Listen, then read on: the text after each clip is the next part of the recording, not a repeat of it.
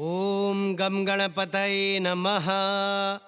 ॐ श्री शिवाय नमः। ध्यानं ध्यायेन्नित्यं महेशं रजतगिरिनिभं चारुचन्द्रावतंसं रत्नाकल्पोज्ज्वलाङ्गं परशुमृगवरा भीतिहस्तं प्रसन्नं पद्मासीनं समन्तास्तुतममरगणैर्व्याघ्रकृतिं वसानं विश्वाद्यं विश्वबीजं निखिलभयहरं पञ्चवक्त्रं त्रिनेत्रम् ॐ कालहर कष्टहर दुःखहर दारिद्र्यहर सर्वपापहर हर हर महादेव शम्भो। श्रीरुद्राभिषेकमन्त्राः पयः स्नानम् ॐ पयः पृथिव्यां पय ओखधीखुपयो दिव्यन्तरिक्षे पयोधाः पयस्वतीः प्रदिशः सन्तु मह्यं कामधेनुसमुद्भूतं सर्वेषां जीवनं परं पावनं यज्ञहेतुश्च पयः स्नानाय गृह्यतां। भगवते श्रीसाम्ब सदाशिवाय नमः। पयः स्नानं समर्पयामि। पयः स्नानान्ते शुद्धोदकस्नानं समर्पयामि। शुद्धोदकस्नानान्ते आचमनीयं जलं समर्पयामि। दधिस्नानम् ॐ दधिक्राव्णो अकारिखं जिष्णोरश्वस्य वाजिनः सुरभिनो मुखाकरत्प्रण आयुग्गुं खितारिखता पयसस्तु समुद्भूतं मधुराम्लं शशिप्रभं दध्यानीतं मया देव स्नानार्थं प्रतिगृह्यतां। भगवते श्रीसाम्ब सदाशिवाय नमः। दधिस्नानं समर्पयामि। दधिस्नानान्ते शुद्धोदकस्नानं समर्पयामि। शुद्धोदकस्नानान्ते आचमनीयं जलं समर्पयामि। घृतस्नानम् ॐ घृतं मिमिक्षे घृतमस्य जोनिघृते श्रितो घृतं वस्य धाम अनुक्वधमावह मादयस्व स्वाहा क्रतं वृषभवक्षि हव्यं नवनीतसमुत्पन्नं सर्वसन्तोषकारकं घृतं तुभ्यं प्रदास्यामि स्नानार्थं प्रतिगृह्यताम्। भगवते श्रीसाम्ब सदाशिवाय नमः। घृतस्नानं समर्पयामि। घृतस्नानान्ते शुद्धोदकस्नानं समर्पयामि। शुद्धोदकस्नानान्ते आचमनीयं जलं समर्पयामि। मधुस्नानम् ॐ मधुवातारिताय ते मधुक्षरन्ति सिन्धवः माध्वीर्नः सन्तोषधीः मधुनक्तमुतोखसो मधुमत्पार्थिवगुङ्ग्रजः मधुद्यौरस्तु नः पिता मधुमान्नो वनस्पतिर्मधुमा अस्तु सूर्यः माध्वीर्गावो भवन्तु नः। पुष्परेणुसमुत्पन्नं सुस्वादु मधुरं मधु तेजः पुष्टिकरं दिव्यं स्नानार्थं प्रतिगृह्यताम्। भगवते श्रीसाम्ब सदाशिवाय नमः। मधुस्नानं समर्पयामि। मधुस्नानान्ते शुद्धोदकस्नानं समर्पयामि। शुद्धोदकस्नानान्ते आचमनीयं जलं समर्पयामि। शर्करास्नानम् ॐ अपागुंरसमुद्वयसगुंसोर्जे सन्तगुं समाहितम् अपागुंरसस्य जोरसस्तम्भो गृह्णाम्योतममुपयाम गृहीतो सेन्द्राय त्वाजुष्टं गृह्णाम्येखते योनिरिन्द्राय त्वाजुष्टतमम् इक्षुसारसमुद्भूतां शर्करां पुष्टिदां शुभां मलापहारिकां दिव्यां स्नानार्थं प्रतिगृह्यतां। भगवते श्री सांब सदाशिवाय नमः।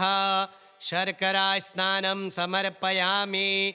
शर्करा स्नानान्ते शुद्धोदक स्नानं समर्पयामि। शुद्धोदक स्नानान्ते आचमनीयं जलं समर्पयामि। पंचामृत स्नानम्। ॐ पञ्चनद्यः सरस्वतीमपीयन्ति सस्रोतसः सरस्वती तु पञ्चधासो देशे भवसरिता पयोदधिकृतं चैव मधु च शर्करान्वितं पञ्चामृतं मया नीतं स्नानार्थं प्रतिगृह्यतां। भगवते श्री सांब सदाशिवाय नमः। पंचामृत स्नानं समर्पयामि। पंचामृत स्नानान्ते शुद्धोदक स्नानं समर्पयामि। शुद्धोदक स्नानान्ते आचमनीयं जलं समर्पयामि। गन्धोदक स्नानम्। ॐ अगुंशोनाते अगुंशोः पृच्यतां परुखा परोः गन्धस्ते सोममवतु मदाय रसो अच्युतः मलयाचलसम्भूता चन्दनेन विमिश्रितम् इदं गन्धोदकस्नानं कुम्कुमाक्तं नुगृह्यतां। भगवते श्री सांब सदाशिवाय नमः। गन्धोदकस्नानं समर्पयामि। गन्धोदकस्नानान्ते शुद्धोदकस्नानं समर्पयामि। शुद्धोदकस्नानान्ते आचमनीयं जलं समर्पयामि। गङ्गाजलसमं शुद्धोदकस्नानम्। ॐ शुद्धवालः सर्वशुद्धवालो मणिवालस्त आश्विनाः शेतः शेताक्षोरुणस्ते रुद्राय पशुपतये कर्णाजामा अवलिप्ता रौद्रा नभोरूपाः पार्जन्याः। शुद्धं यः सलिलं दिव्यं गङ्गाजलसमं स्मृतं समर्पितं मया भक्त्या शुद्धस्नानाय गृह्यतां। भगवते श्री सांब सदाशिवाय नमः। शुद्धोदकस्नानं समर्पयामि। शुद्धोदकस्नानान्ते आचमनीयं जलं समर्पयामि। महाभिषेकस्नानम्। ॐ नमस्ते रुद्रमन्यव उतोत इखवे नमः। बाहुभ्यामुत ते नमः। जाते रुद्रशिवा तनूरघोरा पापकाशिनी तया नस्तनवाशन्तमया गिरिशन्ताभिचाकशीः। जामिखुं गिरिशन्तहस्ते बिभर्षस्तवे शिवाङ्गिरित्रतां कुरु माहि गुंसेः पुरुखं जगत शिवेन वचसा त्वा गिरिशाच्छा वदामसि।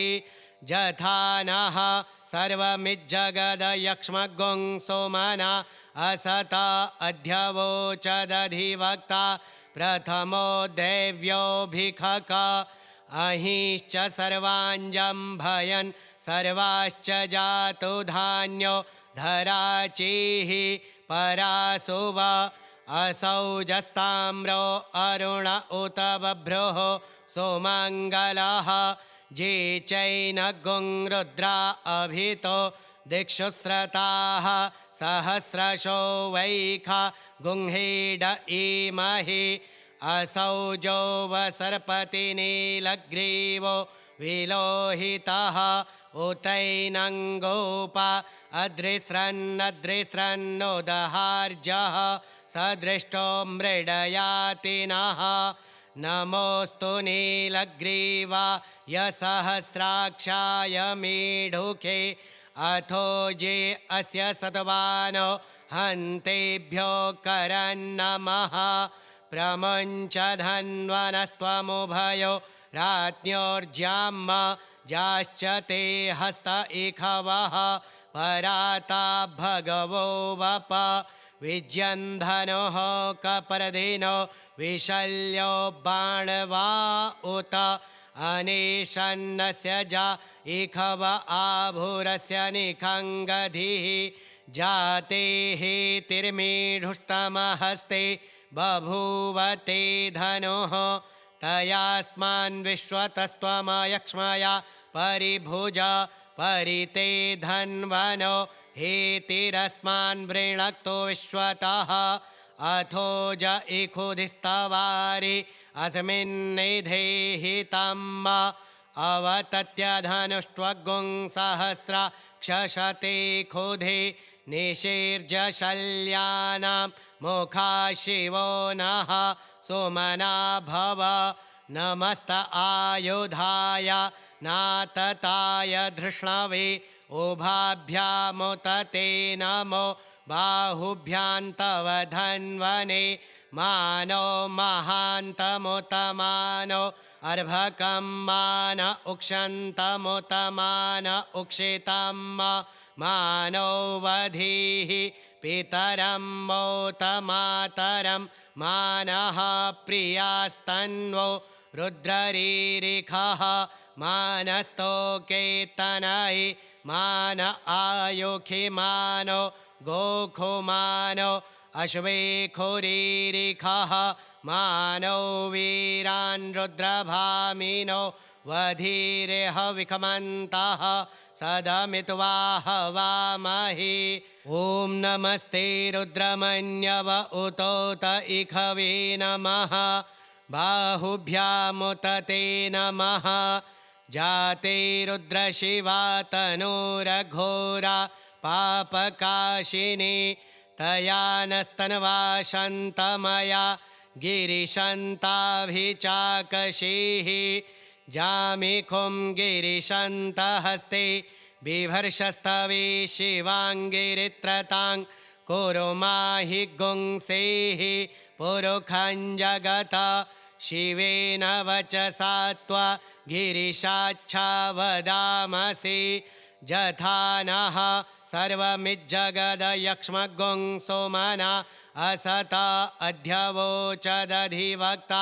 प्रथमो दैव्योऽभिखक अहिश्च सर्वाञ्जम्भयन् सर्वाश्च जातु धान्यो धराचीः परासुव असौजस्ताम्रो अरुण उत बभ्रुः सुमङ्गलः जे चैनगुं रुद्रा अभितो दिक्षुस्रताः सहस्रशो वैखा गुंहेड इमहि असौजो वसर्पतिनीलग्रीवो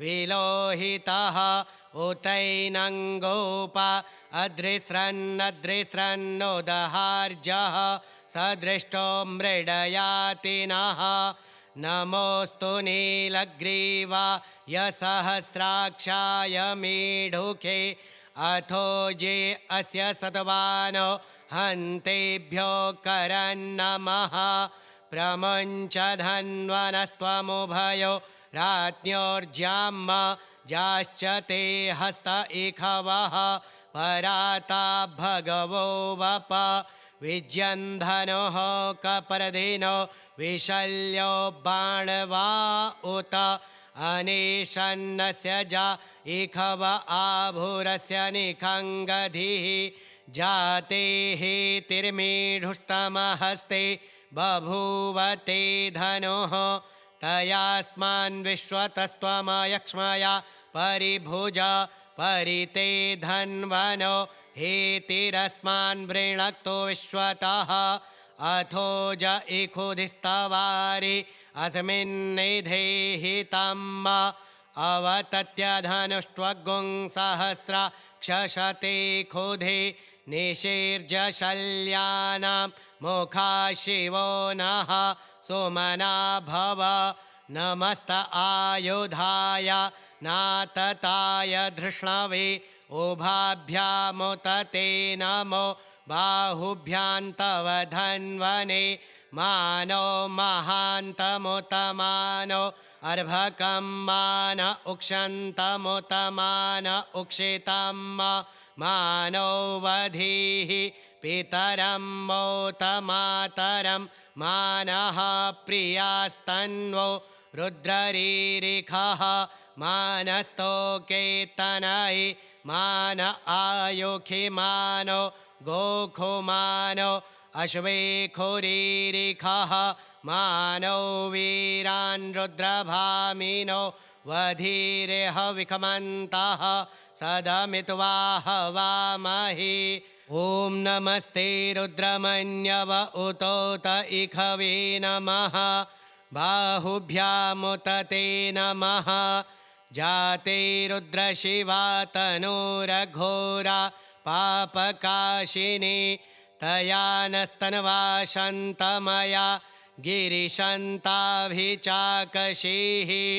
जामिखुं गिरिशन्तहस्ते बिभर्षस्तवे शिवाङ्गिरित्रतां कुरु माहि गुंसेः पुरुखं जगत शिवेन वचसा त्वा गिरिशाच्छा वदामसि जथा नः सर्वमिज्जगदयक्ष्मगुं सोमना असत अध्यवोचदधिवक्ता प्रथमो दैव्योऽभिखक अहिश्च सर्वाञ्जम्भयन् सर्वाश्च जातु धान्यो धराचीः परासुव असौजस्ताम्रो अरुण उत बभ्रुः सुमङ्गलः जे चैनगुं रुद्रा अभितो दिक्षुस्रताः सहस्रशो वैखा गुंहेड इमहि असौजो वसर्पतिनीलग्रीवो विलोहितः उतैनं गोपा अदृस्रन्नदृस्रन्नोदहार्जः सदृष्टो मृडयातिनः नमोऽस्तु नीलग्रीवाय सहस्राक्षाय मीढुके अथो ये अस्य सत्वानो हन्तेभ्यो करन्नमः प्रमुञ्च धन्वनस्त्वमुभयो राज्ञोर्ज्याम जाश्च ते हस्त इखवः पराता भगवो वप विज्यन्धनुः कपर्दिनो विशल्यो बाणवा उत अनेशन्नस्य जा इखव आभुरस्य निखङ्गधिः जाते हेतिर्मीढुष्टमहस्ते बभूवते धनुः तयास्मान् विश्वतस्त्वमयक्ष्मया परिभुज परिते धन्वनो हेतिरस्मान् वृणक्तो विश्वतः अथो ज इखुधिस्तवारि अस्मिन्निधेहितम् अवतत्य धनुष्ट्वगुं सहस्रा क्षशते खुधे निशीर्जशल्यानां मुखा शिवो नः सुमना भव नमस्त आयुधाय नातताय धृष्णवे उभाभ्यामुत ते नमो बाहुभ्यान्तव धन्वने मानो महान्तमुत मानो अर्भकं मान उक्षन्तमुत मान उक्षितं मानो वधीः पितरं मोत मातरं मानः प्रियास्तन्वो रुद्ररीरिखः मानस्तोकेतनयि मान आयुखिमानो गोखुमानो अश्वेखुरीरिखः मानो वीरान् रुद्रभामिनो वधीरेह विखमन्तः सदमित्वा हवामहि। ॐ नमस्ते रुद्रमन्यव उतोत इखवे नमः बाहुभ्यामुत ते नमः जाते रुद्रशिवा तनूरघोरा पापकाशिनी तया नस्तनवा शन्तमया गिरिशन्ताभिचाकशीः जामिखुं गिरिशन्तहस्ते बिभर्षस्तवे शिवाङ्गिरित्रतां कुरु माहि गुंसेः पुरुखं जगत शिवेन वचसा त्वा गिरिशाच्छा वदामसि जथा नः सर्वमिज्जगदयक्ष्मगुं सोमना असत अध्यवोचदधिवक्ता प्रथमो दैव्योऽभिखक अहिश्च सर्वाञ्जम्भयन् सर्वाश्च जातु धान्यो धराचिः परासुव असौजस्ताम्रो अरुण उत बभ्रुः सुमङ्गलः जे चैनगुं रुद्रा अभितो दिक्षुस्रताः सहस्रशो वैखा गुंहीड इमहि असौजो वसर्पतिनीलग्रीवो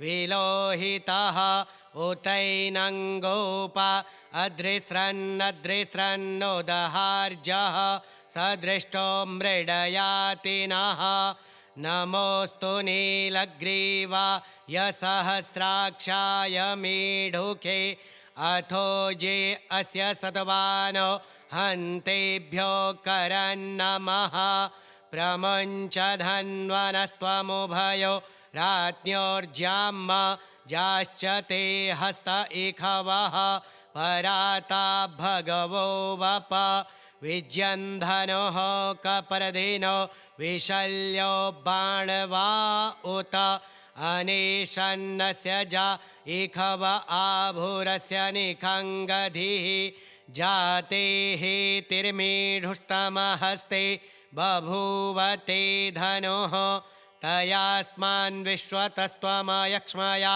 परिभुज परिते धन्वनो हेतिरस्मान् वृणक्तो विश्वतः अथो ज इखुधिस्तवारि अस्मिन्निधेहितम् अवतत्य धनुष्ट्वगुं सहस्रा क्षशते खुधे निशीर्जशल्यानां मुखा शिवो नः सुमना भव नमस्त आयुधाय नातताय धृष्णवे उभाभ्यामुत ते नमो बाहुभ्यां तव धन्वने मानो महान्तमुत मानो अर्भकं मान उक्षन्तमुत मान उक्षितं मानो वधीः पितरं मोत मातरं मानः प्रियास्तन्वो रुद्ररीरिखः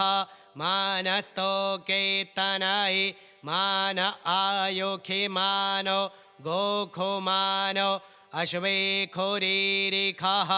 मानो वीरान् रुद्रभामिनो वधीरेह विखमन्तः सदमित्वा हवामहि ॐ नमस्ते रुद्रमन्यव उतोत इखवे नमः बाहुभ्यामुत ते नमः जाते रुद्रशिवा तनूरघोरा पापकाशिनी तया नस्तन्वा शन्तमया गिरिशन्ताभिचाकशीः जामिखुं गिरिशन्तहस्ते बिभर्षस्तवे शिवाङ्गिरित्रतां कुरु माहि गुंसेः पुरुखं जगत शिवेन वचसा त्वा गिरिशाच्छा वदामसि जथा नः सर्वमिज्जगदयक्ष्मगुं सोमना असत